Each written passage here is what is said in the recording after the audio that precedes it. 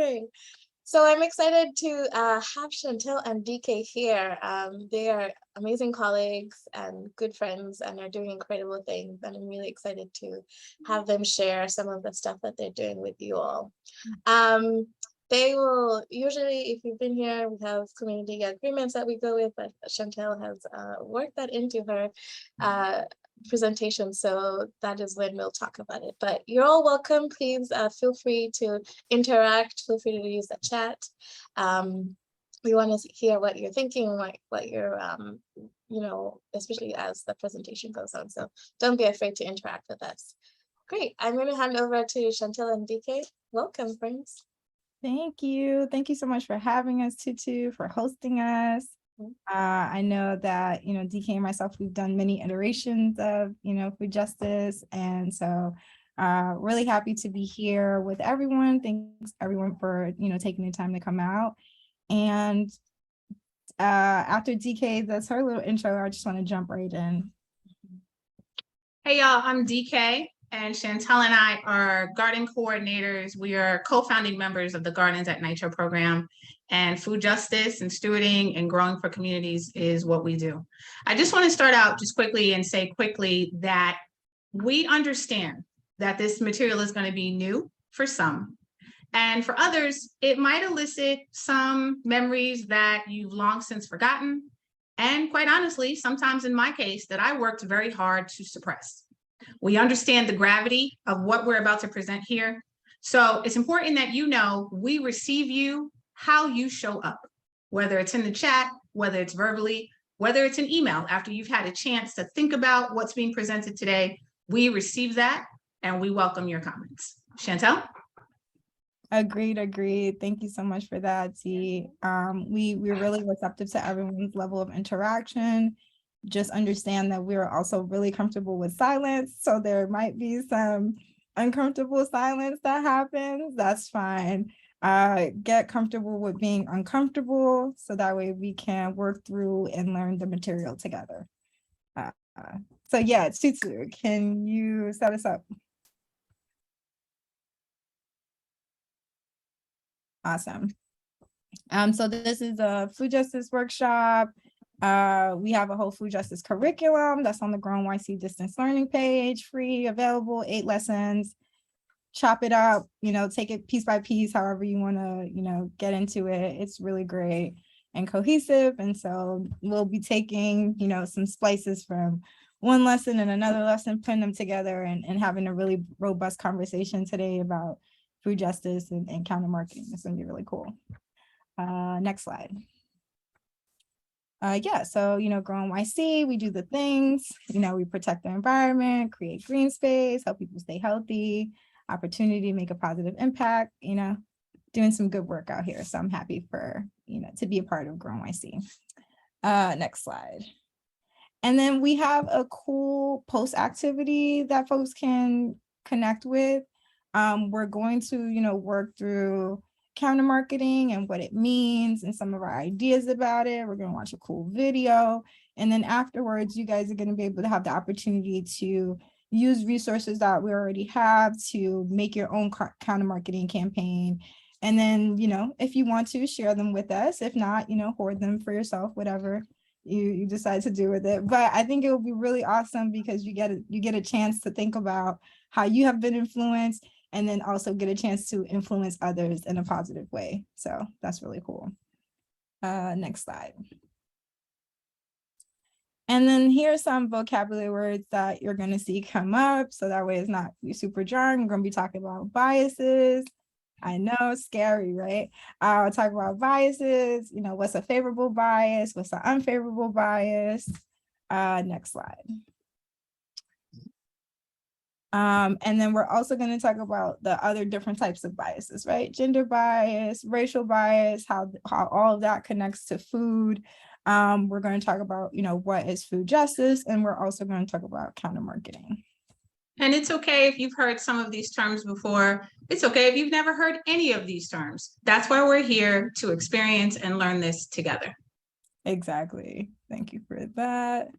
And like, I'm not going to go into them because I want us to experience them all together, but this is just so you have a preview of some of the things that we're going to be talking about. Next slide. So that's me some years ago. I started out as part of a AmeriCorps service program through a nonprofit called Green City Forest. That's how I fell in love with agriculture. And I went on to work for a plethora of other nonprofits throughout the city until I made my stop here at Grow NYC and started like getting into this food justice work and like fully, and then also like doing our work for the Gardens at NYCHA program. DK, do you want to give a little backstory? Yeah, I'm DK. I'm DK, aka the Friendly Neighborhood Gardener. And again, Chantel and I are co-founding members of the Gardens at NYCHA program, where I've put in the chat, we steward at Castle Hill and Melrose, both in the Bronx, and Bushwick in Brooklyn. I'm a classically trained pastry chef. I'm a farm educator and culinary instructor. And honestly, I just like to be on the land. Next slide. She's being modest. Dee, can you lead us through the community agreements? My pleasure.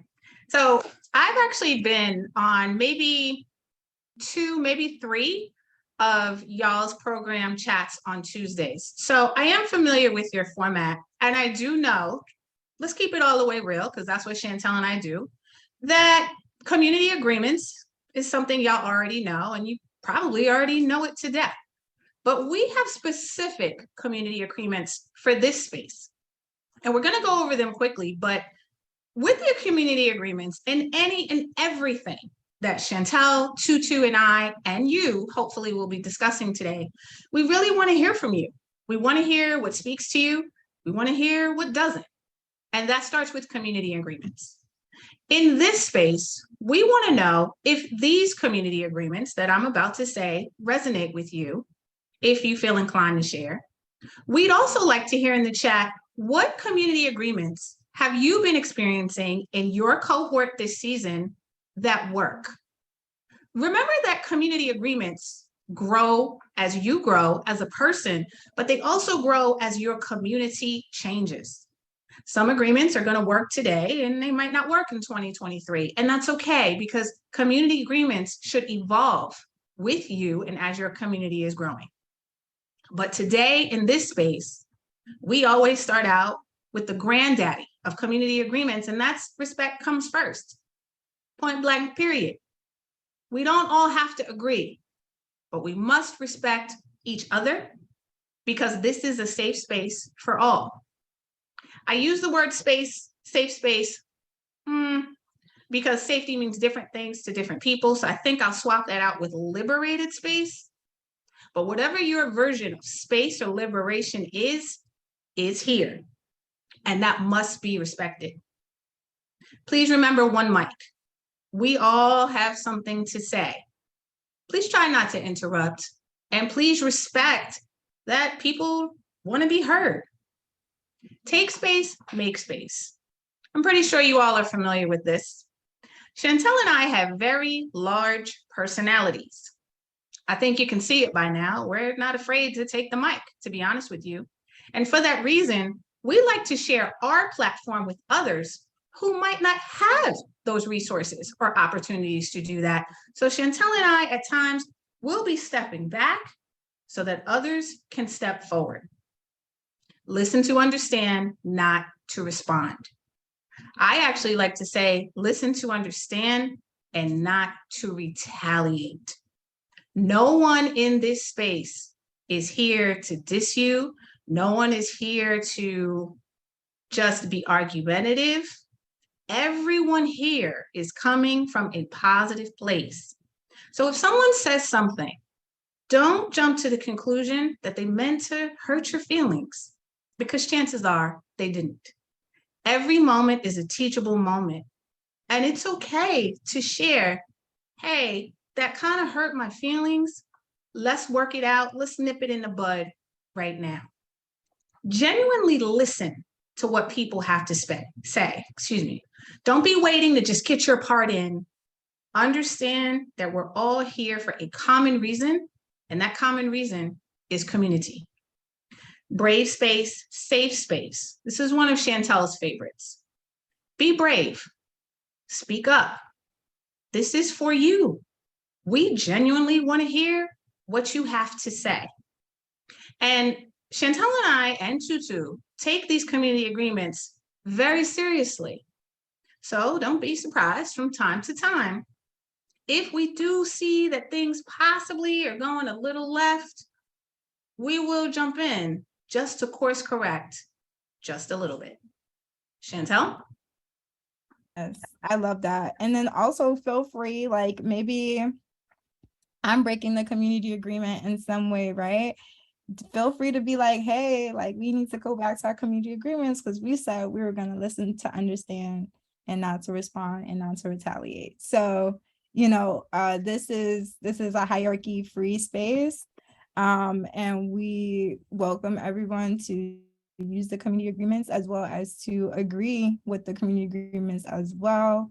So if you have the bandwidth, like if you could write in the chat that you are in agreement with the community agreements, that would be really awesome. I don't want to take silence as acceptance. So I'll wait a moment for folks to like hit the chat.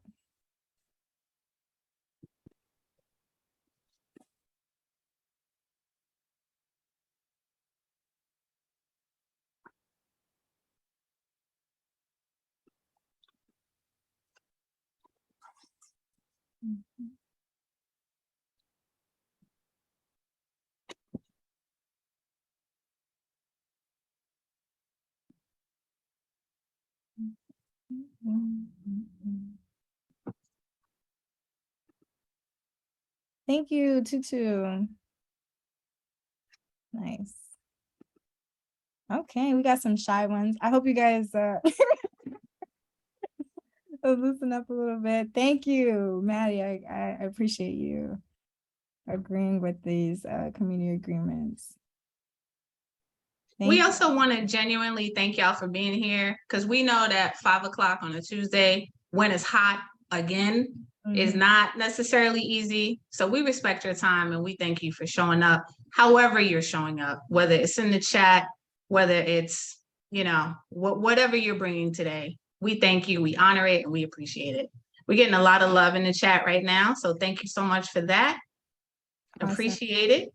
All right, so let's jump in. I feel like everyone agrees. And if anyone feels, anything after, as we're walking through this, bring up the community agreements and DK and I will uphold that. So let's go to the next slide.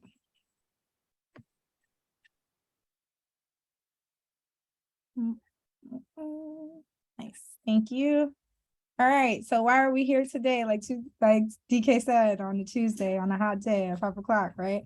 Because we want to talk about food, right? And food as a human right and how that relates to food justice. And so when I talk about food as a human right, it is a very liberation-based forward type of thinking, right? So food as a human right says that no matter what someone's ability is, no matter what their ethnicity is, or where they come from in life, or who they plan to be, right? From a Martian to the moon man, right? That they deserve to have access to food, right? And so food as a human right also goes against any other culture or any other type of space that would make food seen as a luxury or seen as, something that you have to fight for food, you have to scavenge for food, you have to do all of these kind of crazy things in order to feed yourself. Food as a human right says that all of that is oppressive, all of that is wrong, and people should have basic access to food because they are human beings and because that is a human right of theirs, right, to have. And so that's a lot of the work is like unlearning our own society and the way that we process food and think about food or in relationship with food, and to relearn and to like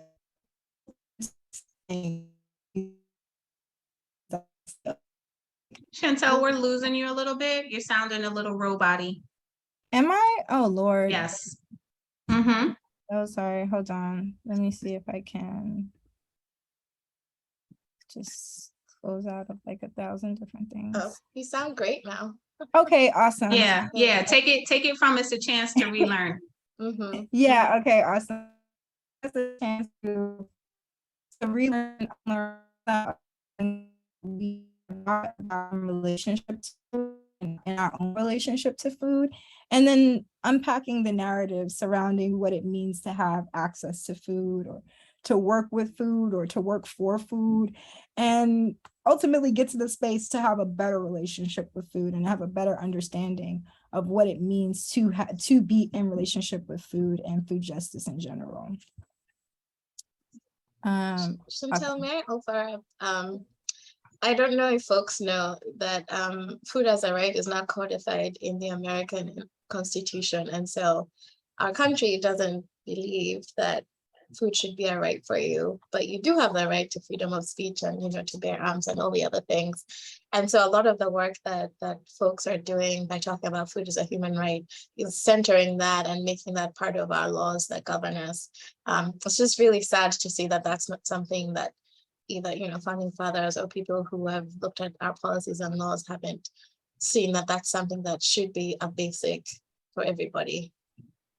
Yes, exactly. And I think a lot of that is really intentional, because if you have the means to feed yourself and to feed your family, how likely are you to be forced into situations, or to be forced into certain careers, or to even feel trapped in a certain community, to feel like, oh, I can't leave this place, or things will never change, because food essentially allows you to unlock more cognitive abilities you actually develop, right? And so they try to control us using food. And so that's why it's so important to understand your own relationship with food, because then you start to see, oh, okay, I was eating this because this was close by, and this was close by because this is what they wanted to eat. And what did they not want us to eat? Oh, this over here is actually better for me. And this and that, and you start to break down what were the systemic barriers that were in your way from having a better relationship with food, having better relationship with your body, having more control over your mind, making better choices. All of those things are related to your access to food and the type of food that you eat. And so, that's why this conversation is so important. Another thing that we want to impress upon everyone is that food is a right, not a privilege, and food that is culturally appropriate, healthy, accessible, or whatever your version of safe is to you. So food as a right doesn't mean leftovers from someone else necessarily. It doesn't mean, something that's going to make you feel devalued or shamed. It means what you truly have the right to have access to enjoy and consume. Mm-hmm. Exactly. Love that. Okay, next slide.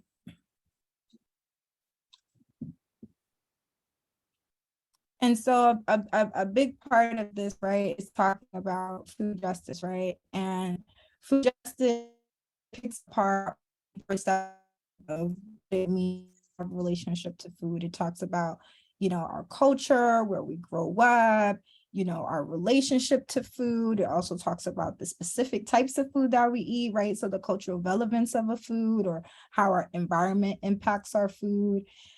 But it also talks about transportation. It talks about, food quality. It talks about how much money I have. Do I have a lot of money where I can like get lobster rolls every day, right? But how healthy is that? What's my relationship now to lobster, right? Or do I have a little bit of money where I'm eating, a tuna fish sandwich, right?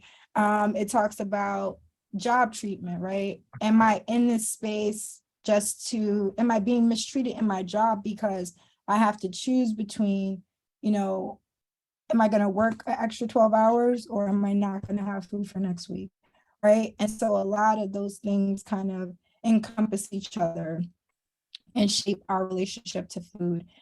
And another piece of it that we're going to really work into is also talking about biases and how our own biases can influence our relationship to food. So just in the instance where I was talking about, oh, I have a lot of money, so I'm going to get the lobster roll, right? I have a bias. I think that that is something that is, very expensive, or it's fancy, or like this is what you eat when you have a lot of money, versus when I talked about the tuna fish sandwich, where I feel like, oh, that's something that's like an everyday thing, right? So though that's my own bias in relationship to food. So we're going to be breaking that down as well. And I know a lot of people are like, I'm not biased, Chantel, it's just you.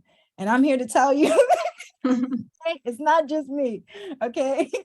You probably have some biases, and that's okay, because having a bias just means that you have a thought about something that you haven't really experienced before, and you haven't had a chance to really break it down and evaluate it. And so that's a lot of stuff we're going to be talking about today. Next slide. I just want to throw in quickly, Tutu, I'm so happy and thankful that you brought up a perspective that called me to think about when you see things through the lens of this country, when you see things through the lens of the United States. And I say that because for many of us, the US is not our country of origin. So one of the things that food justice can also talk about, or should also be kept in mind, is history, as well as tradition. The history and tradition of the US versus the history, tradition, and culture of those of us who may not be originally from the US, and how history and tradition can sometimes, unfortunately, continue food oppression. Next slide. Oh, it's on the bias slide. So now we're going to talk a little bit about what a bias is, right? And so, as I said before, right, a bias is just a strong opinion that you have. Is not based on any type of experience and is not based on logic, right? So for example, if you say you like apples more than oranges, but you never eat an orange or an apple, that will be considered a bias, right? And I have my own bias with the lobster roll, which is funny because I don't particularly like lobster, right? So I'm biased, right, against these seafood creatures, and it's like one I don't prefer over the other, but it's the way it is. It's the way society has set up the lobster versus the tuna, right? And that has, fed into my own biases about them. And so, we'll be talking about examples of different biases, and maybe biases that you have, or maybe not you, because you don't have any biases, right? Maybe it's something that someone else has, another bias that someone else has, right? So we're going to be talking about that too. And so, the bias can be either, favorable or unfavorable. And so in favor of something or against an idea, right? And so a favorable bias, it looks really great. Like say, for instance, you got a good grade because your teacher thinks that girls are smarter, right? There might be some scientific backing behind that. I have no idea, but they have this bias, right? And it works in your favor because you're a girl. But the unfavorable bias is that you get a lower grade because you're a boy. So this works against you, right? The same bias, one party is happy, one party is not. That's kind of how it works, right? And even though there can be a favorable or unfavorable bias, we have to understand that biases often work off of stereotypes, which are pushed through by dominant culture. So they typically block people from opportunities. And so it's our part in understanding biases to help to disprove them and dismantle any systems of oppression that come up. And that only happens through, thinking through things and having really great conversations, really uncomfortable conversations about people's biases, and checking them at the door. Dee? Sometimes biases can be unconscious. Sometimes we can be talking with our friends, with our family, and we can say things that we have no intention to truly hurt someone, but they are hurtful. We can say things that are sweeping generalizations, that encompass a whole entire group of people, which is not only unfair, but oftentimes just isn't true.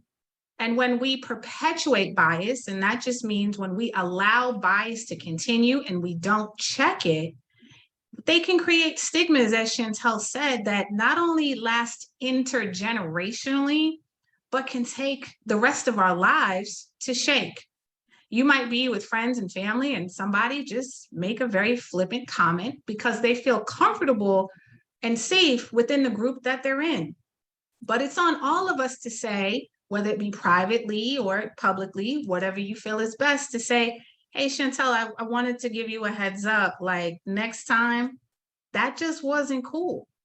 And the intention isn't to embarrass Chantel, and the intention isn't to start conflict with her.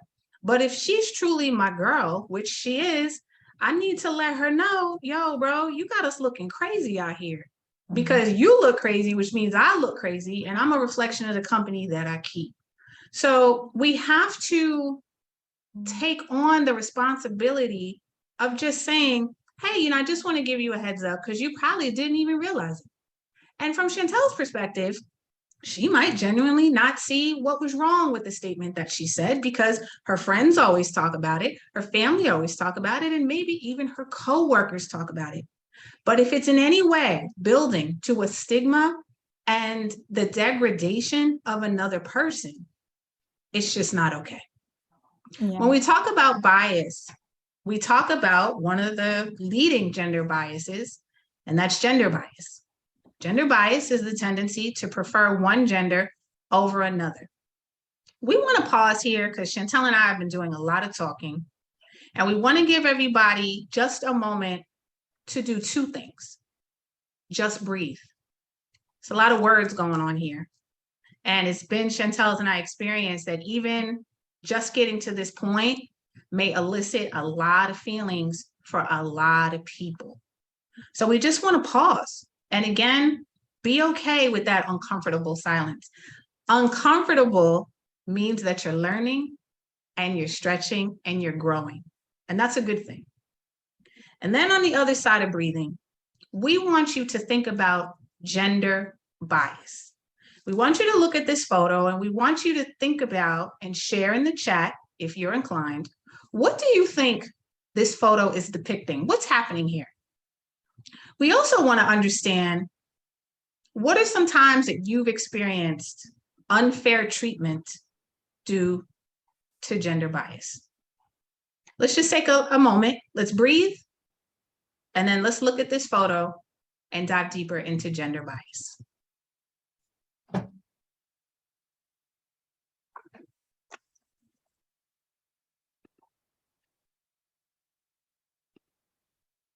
Yeah, I love this. Tutu, could you also just go to the next slide? Because we do have also some other questions that folks can pull from when they're thinking about gender bias and how this relates to them. And maybe folks want to share an experience.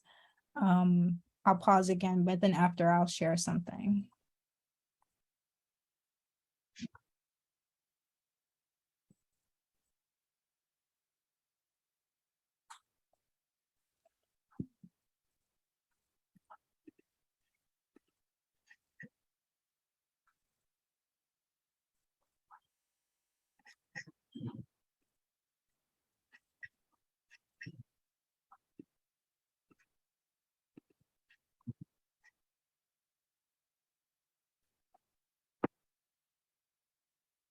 I want to slowly bring everybody back to the table. Yeah. And as you're thinking about if you have ever experienced gender bias, or maybe someone you know, some things to feed your reflection. What did you identify from this photo? Which character do you identify with and why? And do you identify with either one? Because some might not. We have the very traditional American, systemic image of there. That might not apply to anybody. Here, it might apply to some. Let us know if it doesn't. How has this bias ever affected you? how do you think gender bias has played into your relationship with food? Chantel, do you want to kick us off? Yes. So it's always interesting talking about gender and gender bias in general when in relationship to food justice, because people will be like, what does your gender have to do with you eating food, right?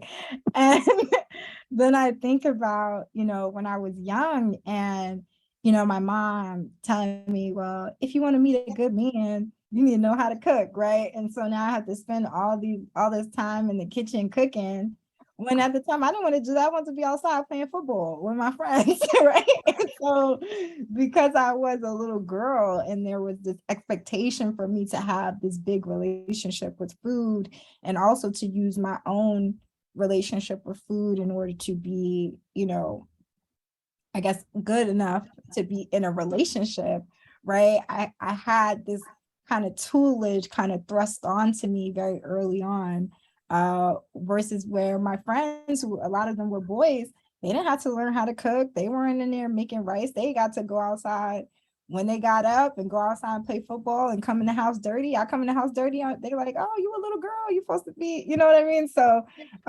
my gender did actually play a big part in my relationship with food, and even to the point where it was a period of my life where I was like, I'm not cooking for no man, right? I'm rebelling against the gender norm that I must cook for a man or I must cook in general, right? And so it's like two very extremes, right? And so then I had to like reel myself back in to be like, well, I want to eat, I want to sustain myself as a certain way. I want to, I want to have a relationship with food, right? And so, all of that whole journey of like cook, and not cooking, and then okay, maybe cook a little bit. It's been very, it's been very tied up into my own gender identity and like cultural norms as well. And continues to evolve. Conversely, I had the exact opposite experience from Chantel, because many of the men in my family cook, and they cook well. And I remember growing up that for many of the men of my family, it was as if cooking, as Chantel pointed out, was woman's work. So they sometimes were teased as if being able to cook was some sort of blight on their masculinity or their manhood, which is interesting because, again, I'm a classically trained pastry chef. I spent over a decade in the restaurants. That is an industry that is male dominated. So sometimes it can work on both sides. Women and men can experience gender bias, but I do also want to point out that sometimes it can also be cultural, because there are many cultures and people of different countries and origins where cooking is shared between men and women, or it's done by one or the other. We'd love to hear in the chat if you feel called to share with us, what kind of bias have you experienced? What kind of bias are you experiencing now? If you don't feel called to share your own experience, share with us the experience of maybe someone you know, or even something that you might have witnessed that you said, that's definitely a bias. It could have also been you didn't realize it was a bias, but now you know it is. I can offer up, I was in a work environment and the majority of the people I worked with were women. But then one day I was thinking just, about the people who are in leadership and they were all men. And then I looked around, I was like, how did that happen? And after I'd been there for a little bit, then I start to think that I start to like connect leadership to male and like, specifically white males. And I had to like do a lot of unlearning to feel like I didn't have to stay stagnant or in the place that I was in, because I couldn't see anybody above me and I couldn't see that future. So, and that I think affects food because, the higher the position you have, the more money you can take home and the more freedom you have with like, what kind of food you can buy, whether you have room to buy food that's like more luxurious or you're just buying like, the bare necessities. So yeah, that's just an interesting thing. And I feel like and that's not many people talked about it because I think it was so unconscious that we never looked to be like, wait, there's something wrong here. How are all these women not getting to the top? I see a comment in the chat, Damali. Thank you so much for sharing. This is 100%. This is still happening in my circles right now. Damali says, growing up in my family, the men always would receive their plates first. That's definitely a bias. Yeah. Thank you so much for pointing that out. Yeah, and I think, and also to Tutu's point about, kind of being in a culture where something is it's not even considered a bias at that point, right? Because this like, no, this is company culture. This is how we've always done things, right? And so they don't even consider it a bias. They're not even considering any of the women for management because that goes against their culture, right? And so sometimes bias can get wrapped up into our own ideals and our own framework and foundation of things that we're doing. And so happy that you got out of that space when you saw that there was no other place for you to go. I want to speak to as well with Damali's comment that for some, while men being served first might be considered a bias, there might be some in the room that are saying, well, that's not a bias for me. That's actually just respect. And I understand that and I support it. But I challenge you to think that the opposite also deserves that same respect. So it's one thing when you're doing it out of love. It's another thing when you're just doing it because it's always been that way. That's the difference between respect, tradition, and bias. Love that. All right, let's move on to a racial bias. Next slide. Oh, wait, we have someone in the chat. I want to honor you. Grocery shopping, food prep. Zuzana said, grocery shopping, food prep, and cooking was mostly connected to women in my family. Yeah. I definitely empathize with that. Growing supermarket with my mom. DK, you talk about the circular and like, you got the coupons and my mom got her stamps and she's like, I'm like, let's get donuts. And she's like, no, we're going to get rice. We're going to get these and we're going to get some canned vegetables, right? So then having to work with her to map out what the recipes are going to be for the week, you know what I mean? It's a lot of responsibility and to have it all put on you specifically because of your gender. Is very exhausting, honestly. Yeah. Vanya, forgive me if I'm mispronouncing your name. Vanya says, I'm lucky that my food connection and femininity has been respected as extremely personal thus far. So I don't think I've experienced some of these biases in other comments, and that's fine. That's okay. But we're hoping that now when you experience it, you'll know, and you'll be compassionate, and you'll be open, and you'll be understanding. So I definitely want to uplift that because sometimes some of us are coming to the table and we haven't experienced it. That's just the honest truth. So sometimes we can't relate to what we don't know. But I appreciate you saying that because it gives me hope that you'll be open so that when someone comes to you and says, hey, like I experienced this, you'll be empathetic. Yeah.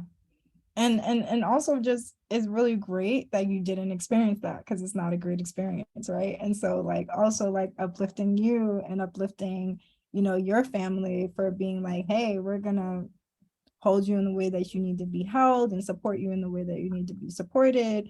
And we're going to, educate you on the things that you're interested in and not necessarily push our own ideas and ideals onto you. And so that's great.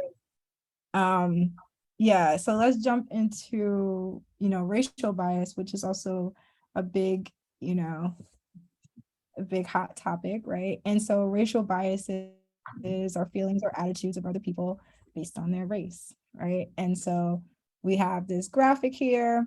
And then in the next slide, we also have the same questions that we were just talking about in relation to gender bias. And so we're going to take another second, we're going to pause, and we're going to think about, what is this picture inspiring in us? What do we identify with? Maybe we identify with specific characters or maybe not. If this bias has ever impacted you or affected you in any way. And then how do you think that race or racial bias has played into your relationship with food? We also want to remind everybody that we understand it can be kind of corny to be asking you how you feel. What were your feelings? How did you feel? What were your feelings? We get it. We also want to remind you that we understand that the conversation doesn't end here. Perhaps you don't feel called to speak verbally or in the chat, and that's okay. We understand. Sometimes you just got to think about things and it'll just hit you later. And towards the end, Chantel and I will provide our contact information, and you always have Tutu to continue the conversation and express things that maybe you just weren't called to do so now. Yeah, thank you so much for bringing that up, Dee. I remember as you were talking, it reminded me of when I first started understanding food justice. And I've been walking in this neighborhood, for a while. I've been walking around my neighborhood for a while, and I'm like, this is how things are, and chicken spots over here, and this is over here, and this is over here, and I know where everything is at, right? And then I have this food justice lens on. I have like my little food justice cap on, and now I'm like, oh my God, this is over here, and this is right here, and why is this here? And I'm like, and I'm just like mind blown. Yes, and my brain just like expanded. And so, somebody could have been like, throwing food justice at me a mile a minute, but it wasn't going to hit me until I was walking down that block. And so everybody's going to have their own aha moment when it comes. And so, just to give yourself grace and to be open with yourself and be open to receiving everything that we're talking about today. When we talk about racial bias, what did you identify with this photo? What characters do you identify with and why? And it's important that I say this for this photo in particular. There are no wrong answers. If you genuinely are on one side or the other, it's okay, because now's the time to unlearn and learn. Has this bias or something similar ever affected you or someone you know, and how? How do you think racial bias has played with your relationship with food? Yeah. Tutu, I know you got a good one for this one. Let's hear it. I do. I was typing it out. I know you do. I know you do, because you're real quiet. I know you do. Share with the group. I was talking about how my professional career is in nutrition. And so I remember all of my professors and teachers talking about, when they're talking about healthy food, always referring to Western white European food. And it was only much later on in life that I realized that there was never any not even like a mere reference to like, oh, but the food in Egypt or the food in Eastern Africa is also really healthy. It also has these same traits that you can find in Western food. And as a much more aware person now, and also just doing a lot more learning on my own, realizing that there was a lot of racial bias. And again, it was so hidden underground. It was always presented as scientific evidence, as always backing. But if you're only doing research on white men, you're only doing research in white communities, of course, you're only going to have backing for the specific community. So I think for me, what I'm realizing now is that what I grew up hearing was that food for Black and brown people's food is bad. White people's food is good. And so I had to do a lot of unlearning, one, to recognize what that was, that, the systemic racism involved in that. And also being able to share with other people that, there are alternatives, there are these other options. And also that our food is good too, I love that share. Thank you so much. And I'm sitting here thinking about an experience that I had recently that unfortunately is an ongoing experience. And I had shared this with Chantel, and it just made me shake my head. I went to an event and it was predominantly Black and Latino, and we were served chicken and waffles. And there were several gardens in proximity. And it hurt because it was of course, I embraced what I've eaten traditionally and culturally, but we are so much more than that. So racial bias plays into food when people limit you to just a certain type of food and don't give you the credit or chance to be worldly, to be honest with you. Of course, let me dial that back. I rock with chicken and waffles, but my family likes Italian food. So attacking these biases, again, downplays and hopefully abolishes stigmas, but it also establishes that we are so much more than these names and identifiers that have been placed on us. Chantel? Yeah, I love that you brought that up. I mean, I would have been upset. I don't eat chicken, right? So Plant-based all day. Right. And so that's also something that like that happens to me very often when I'm out in places. People see me and they think, oh yeah, let me offer you some chicken, let me offer you a piece of meat. And I'm like, oh no, I don't eat that. And I've had people say to me, how can you not eat meat? Like, you're Black. And I'm like, I don't think that's how it works. And not only how could you not eat meat, how come you don't want this that was fried? Yes. Right? Because you're Black. Yeah. And that's what you people eat. Yes, exactly. Right? Exactly. And so they have their own bias, their own stereotypes about what it means to be a Black person and what it means for a Black person to have a relationship with food, right? And so a big part of my work as well, like when I was on the farm and we were doing cooking demonstrations, is to do healthy soul food, like to do, the fried green tomatoes, and to do okra stew, and to do, collard green stir fry, and to do juices and stuff like that, and to show people like, listen, I just made these collard greens right here. I didn't put no ham hock in it. Ain't no tongue.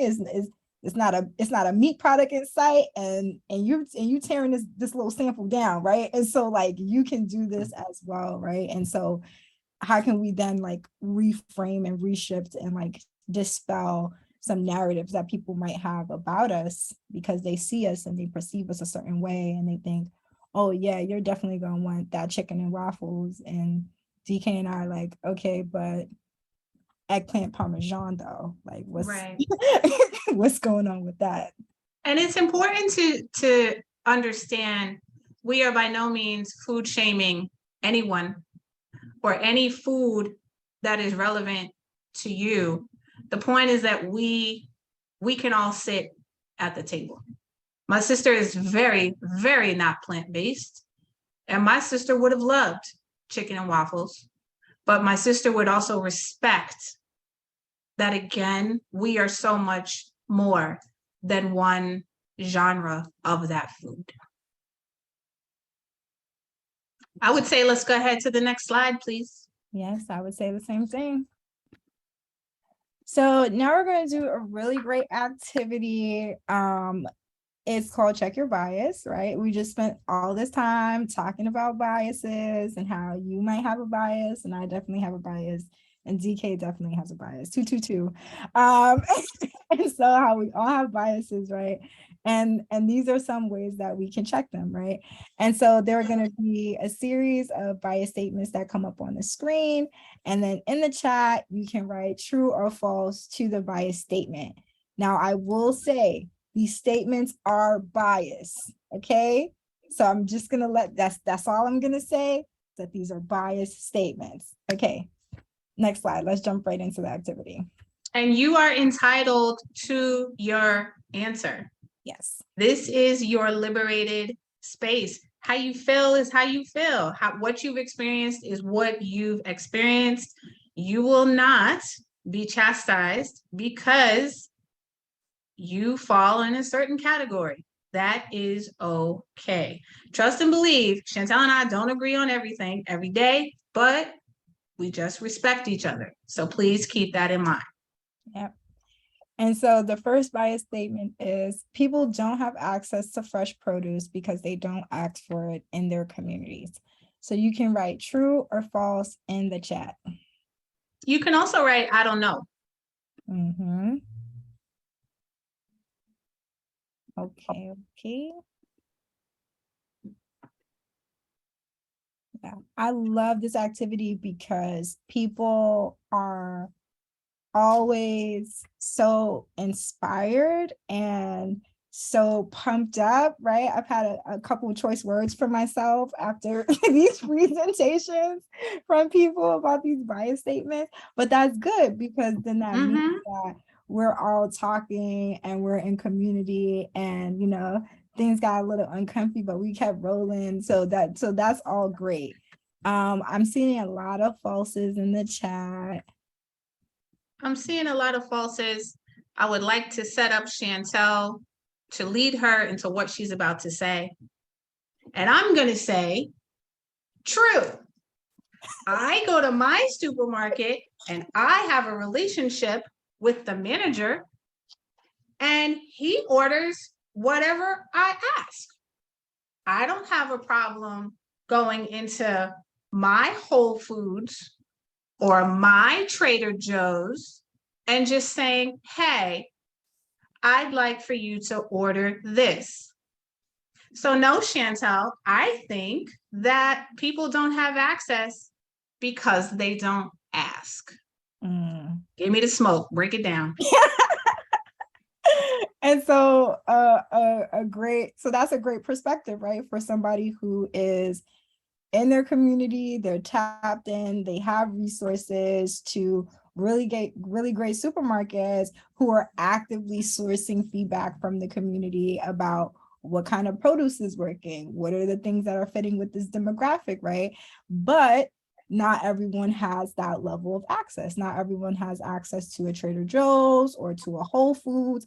Not everyone feels comfortable to go and to give feedback to the manager, right?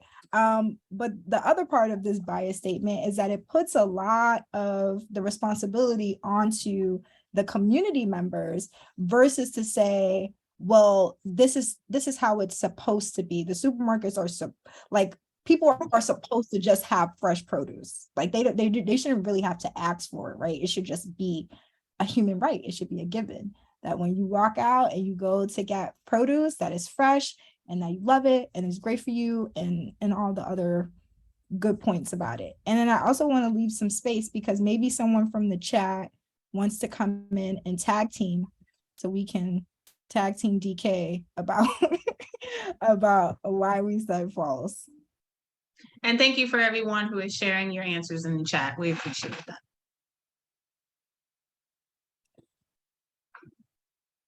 Yeah, so if anyone wants to come off of mute, just raise your hand and then you can unmute and then you can speak.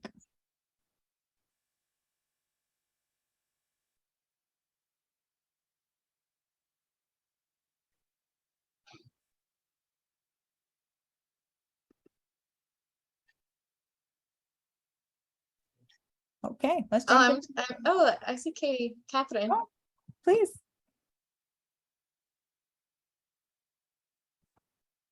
Catherine, hello. Oh, you lost her. I was just going to say, I find in more affluent communities, folks aren't asking for fresh produce, but it's there. So I feel like it should be the same regardless of where you live. You're right, Chantel, people shouldn't have to ask for it. Yeah, because it's always there for some. It should also always be there for all. Yeah. This statement also assumes that people aren't asking. Yes. This statement also doesn't take into consideration discouragement when you have asked and perhaps the ordering person doesn't know what you're talking about. or doesn't feel that what you're asking for is relevant. So as Chantel said, all of these statements are biased, and these are just but some of the considerations to think about when we are having these discussions. Let's go ahead to the next slide. Chantel, you want to kick us off? Yes. So the next bias statement: if people manage their money effectively, they would be able to afford better food. True or false? And I love this one. We're talking about money management. We're talking about economics. We're talking about food choices. We're talking about availability. Like, these are some hot topics, and also affordability as well, right? Which I know you guys have been talking about a lot. As everyone is thinking how this affects you or someone you know, true and false. I like that. A personal share is, I am severely allergic. I am severely asthmatic. My mother was an amazing, she was my first financial advisor. She taught me everything that I currently know to not only be good at finance, but to succeed in it. But as a single parent, my mom, who managed money very effectively and taught me to do so at a young age, oftentimes had to choose between food for me and my sister and my medication. She had to choose between food that was available to us in Washington Heights that would inevitably make her child sick or send me to bed hungry. She had to choose between food that not only would make me sick, but inevitably keep me in a very vicious cycle of eat, sick, hospital. Eat, sick, hospital. So it wasn't that she wasn't managing effectively. She just had very few options. I love you for bringing that up. And we also have some folks in the chat that are kind of on your wave, like false, a lot of falses. False in this economy, hilarious. Everything is so expensive. True and false. False, but also true because people come from all different backgrounds. And then it depends. And then we got some percentages in here: 75% true, 25% false. And I'd love to hear from someone else about, why you chose one of those things. Yeah. Feel free to raise your hand. Feel free to come off mute and share with us what inspired you to answer the way that you did. Yeah.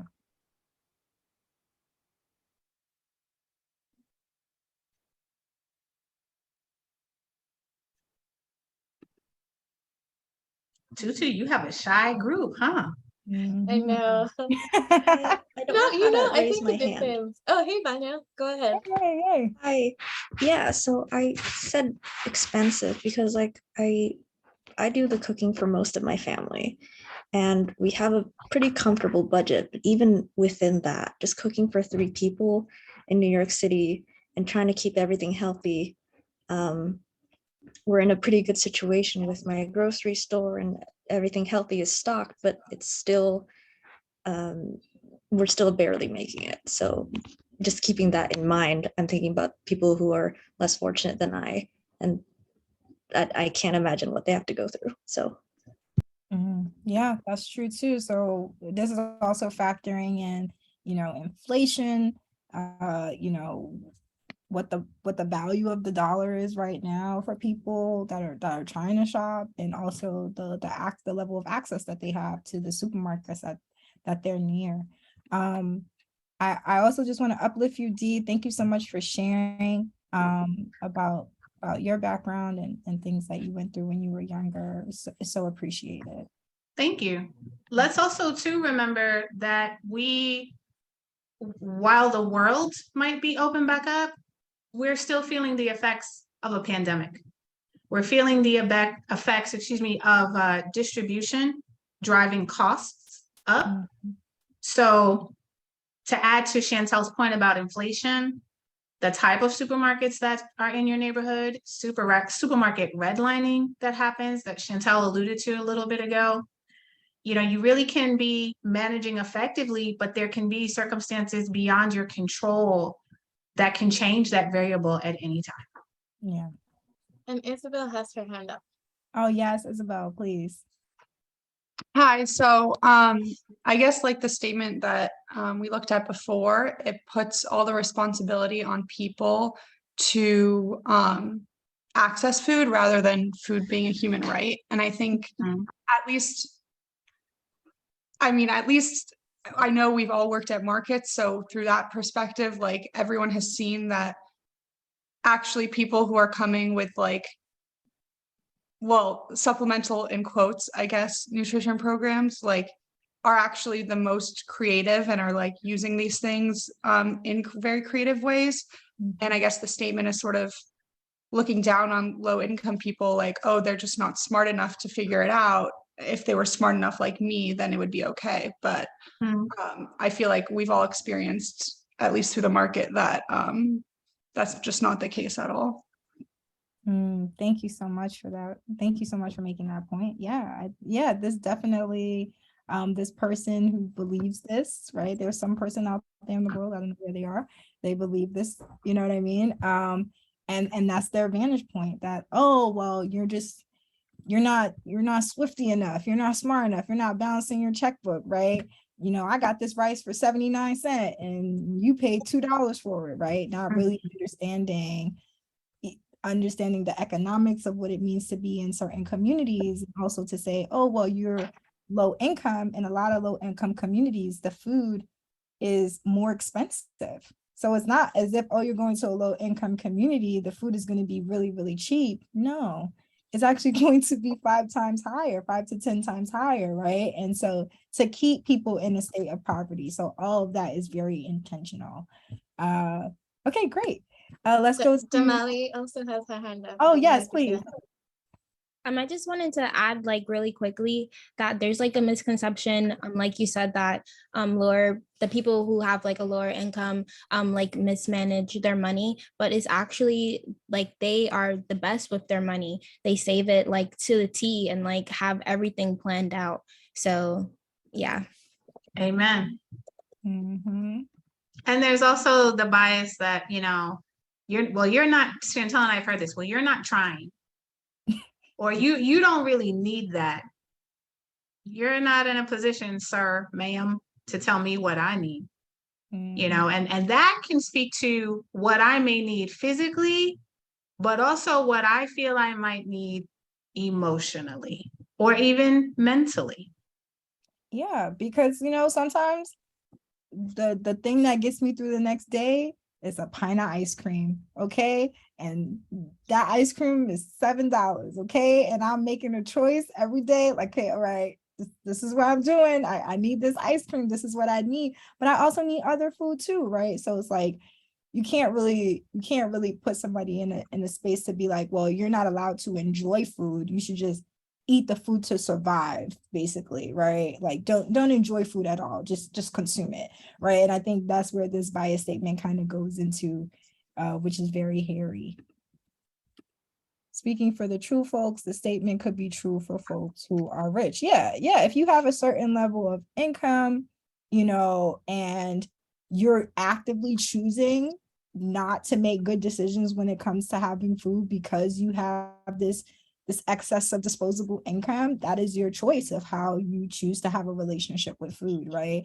But that's also a generalization, right? And a stigma that's like put on people that have more money to say, oh, they have money, so they're just like throwing money on the floor and they don't care about what they eat and they don't care about how much money they're spending. When in a lot of realities, folks who actually are more affluent are more strategic about how they spend their money. They're going down to the cent of how they're spending their money as well, right? And so having that, it's a bias. Okay, let's go to the next one. This is great. You guys are doing great. You are. Yeah. Next bias statement. The supermarkets in Black and brown communities don't offer quality produce. That's a powder keg right there. Yes, I know. This is a hot one. Mm-hmm. I don't know. Okay. That's thank you for fair. being That's fair. That's a honest. fair answer. That's a very fair answer. Nice. True, false. Yeah. Okay. Yeah, it's no Whole Foods where you live at, right? So you're using your own environment as an example, right?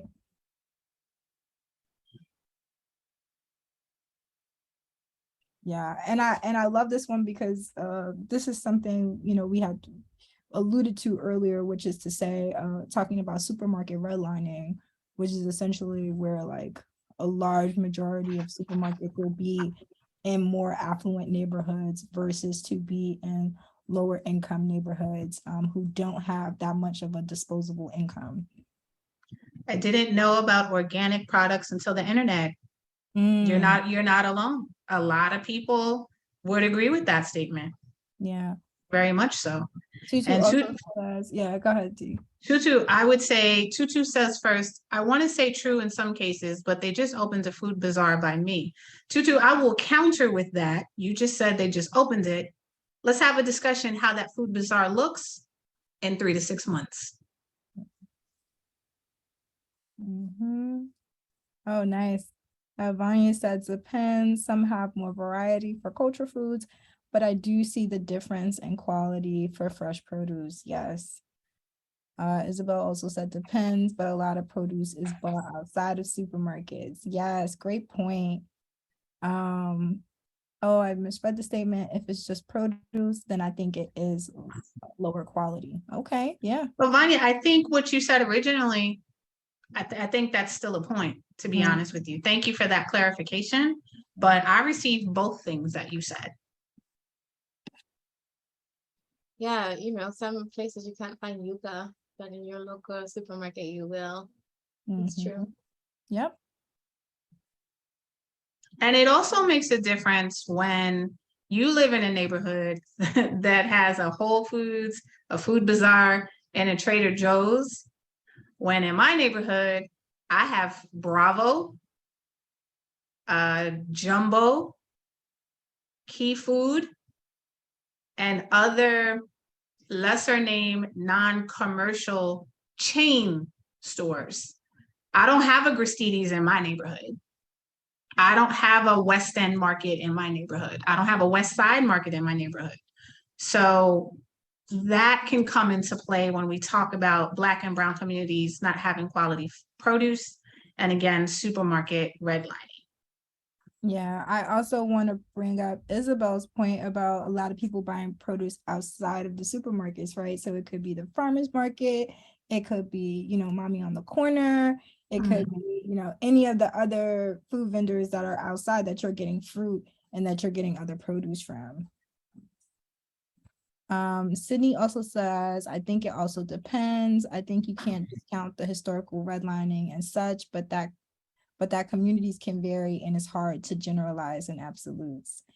And then I agree with that. And Jacqueline said both, depending on where it's located and who the supermarket caters to, could possibly offer higher quality foods to attract incoming more affluent residents.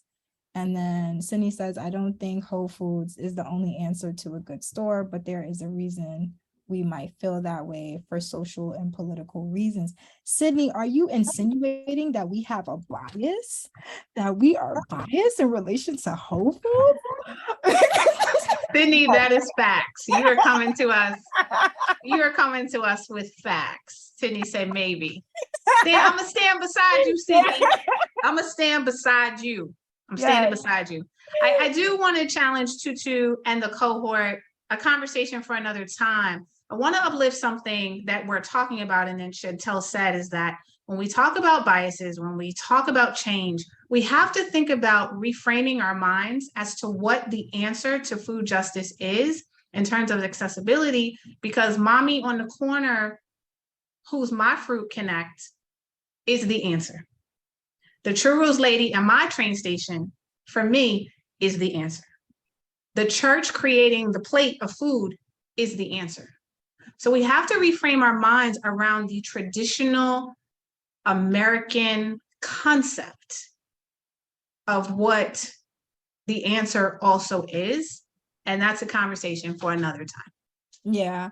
And I think the last point I want to make on this is that this bias also generalizes to say that all Black and brown people live in low income communities that don't offer quality produce. And that's just not true, right? And so there's the other layer of bias that says, well, if you're a Black and brown person, of course you have had issues with food. And of course you have had, you know, issues with having access to food. And it's like, no, that's just a stereotype, right? That's a very absolute generalization, and we do want to move away from those. So that's the last point I wanted to make on this bias statement.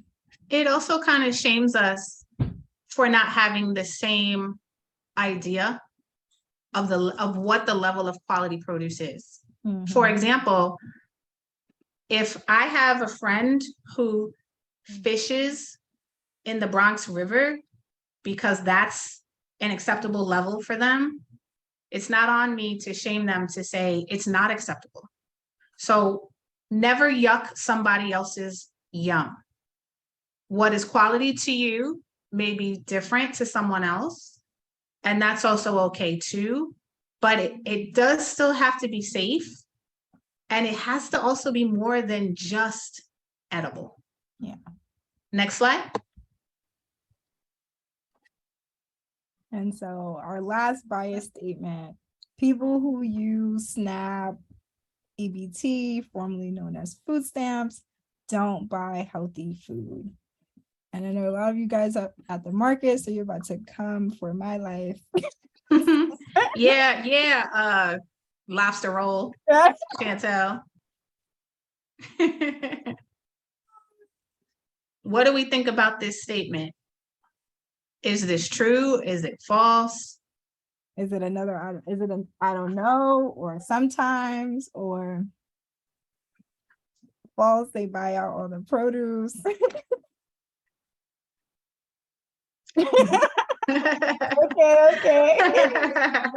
False, we got some falses. We got some jokesters. I love that.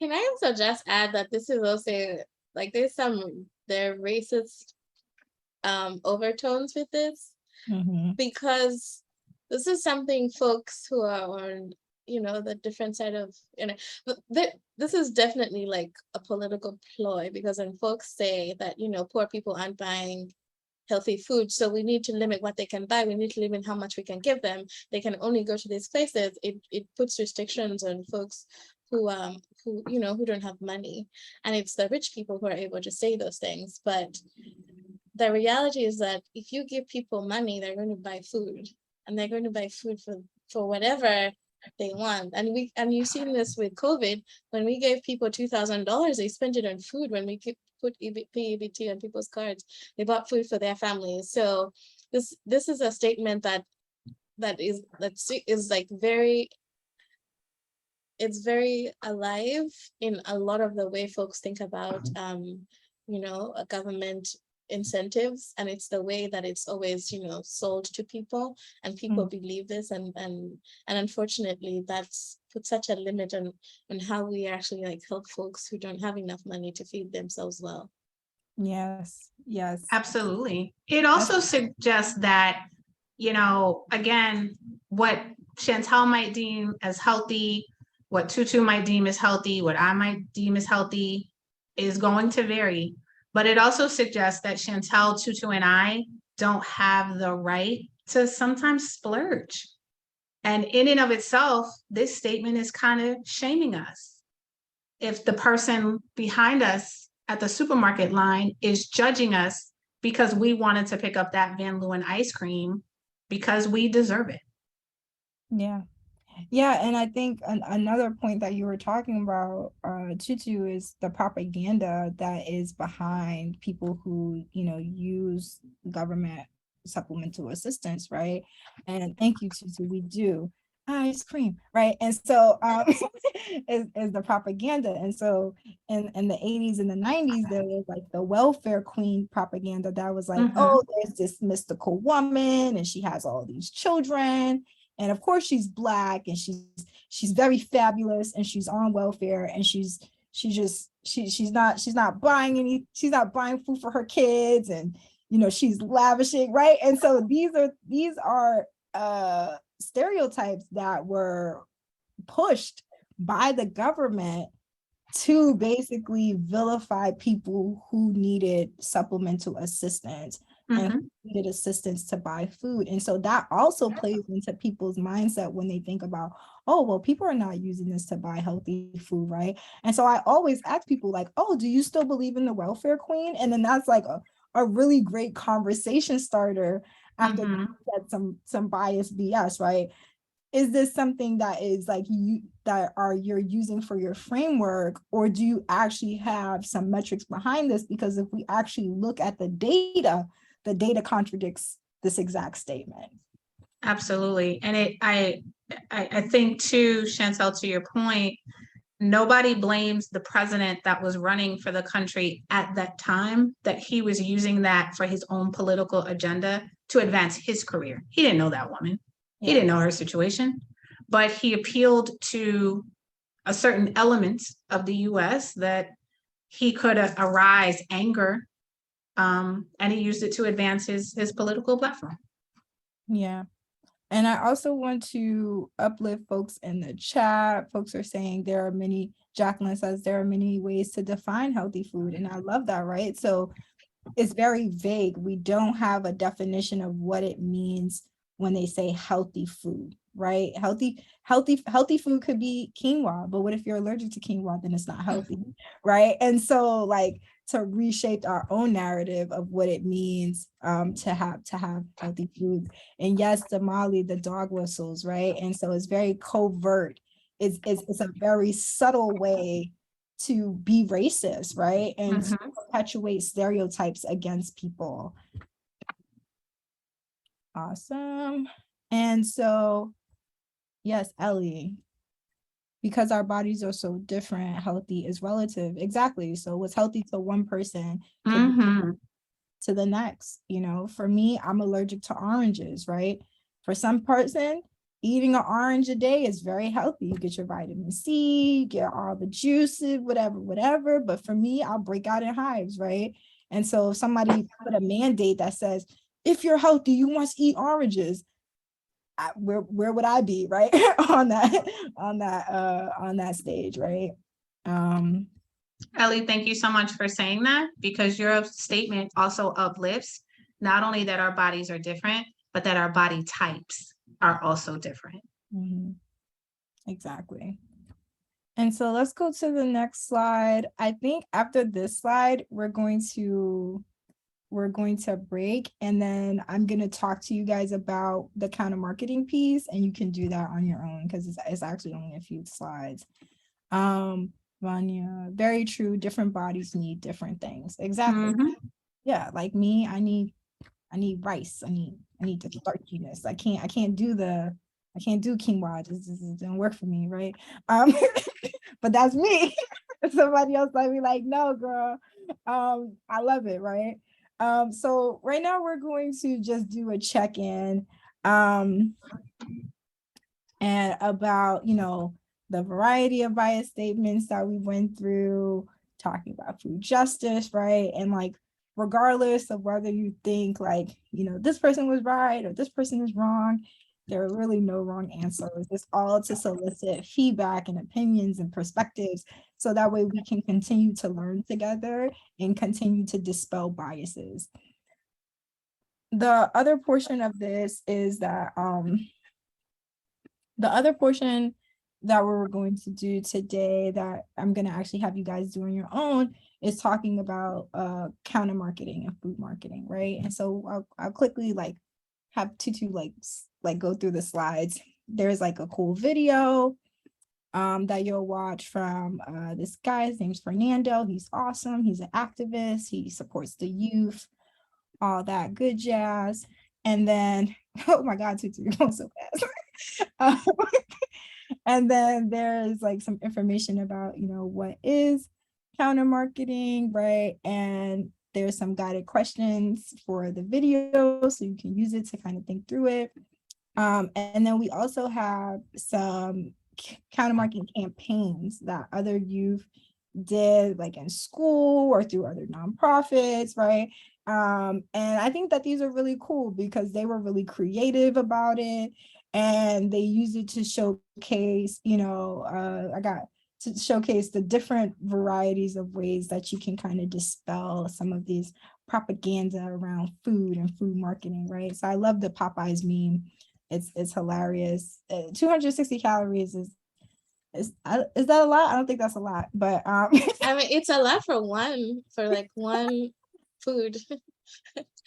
Yeah, well, but Right? being the advocate on the other side, Yes. and this is a true story. If I'm on the land 6 days a week, which I am, if I'm of a specific body type, which I am, if I'm doing certain work, which I am, maybe that appeals to me. mhm. You know what I mean? So we all have to just always remember that just different things are sometimes going to appeal to different people. I'm also no stranger to Popeye's biscuits. Yeah, Popeyes got some good biscuits, but I'm trying to. that's not what the meme is talking about. The meme is talking about the calorie intake, right? And then so you can talk about whatever you want to talk about. You can talk Yeah. about the calories, you could talk about the health behind it. On the next slide. Vanya has my back. Thank you, Vanya. Thank you for standing beside me. Thank you, Vanya. I appreciate that.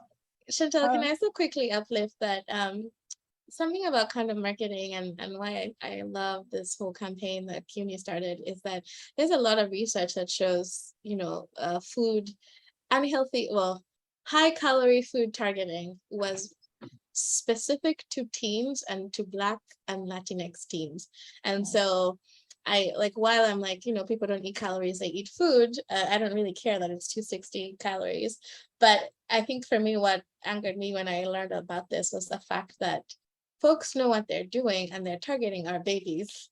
And I think for me, that was just like, I can't believe there are people who sit in boardrooms and say, how can we convince these people to eat food that we know is going to be bad for them?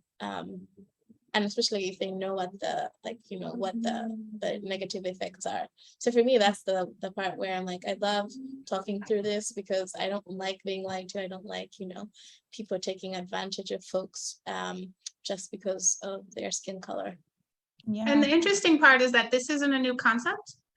This is something that we're seeing across many spaces. It's something that we're seeing across vaping and appealing to children, cigarettes, alcohol, and most recently in the news, drugs with rainbow colored fentanyl.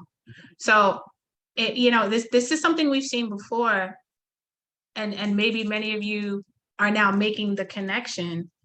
Sometimes it's something that you unconsciously saw, and to Tutu's point, maybe you just didn't realize, but hopefully, this will inspire you to see what's around you and in your communities in a way that maybe you haven't before. Yeah.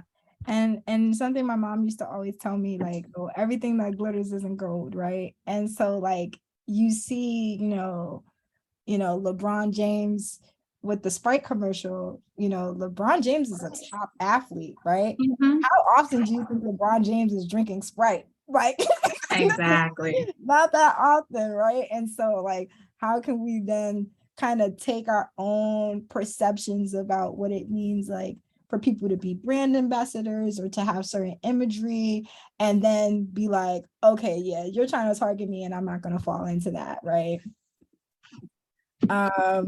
Your mom is this, yes. Yes, my mom is a Smash Mouth fan. I love that song actually.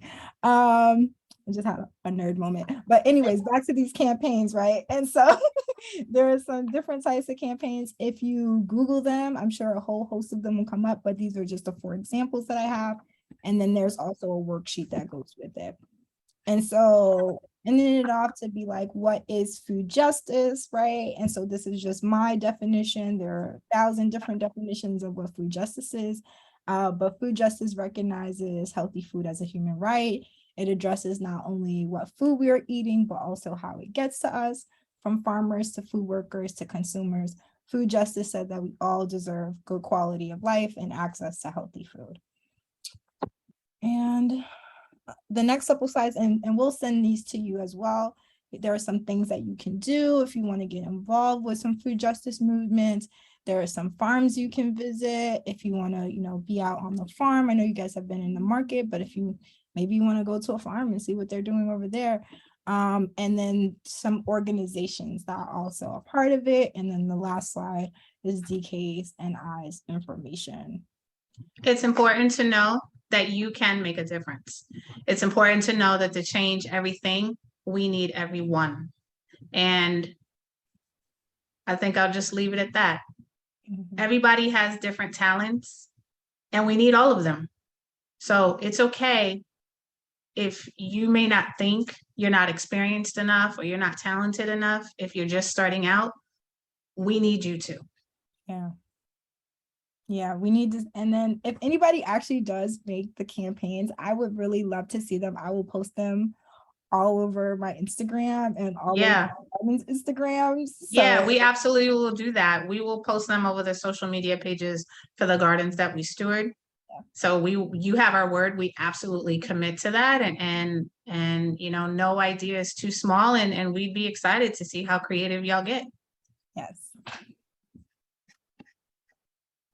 The end.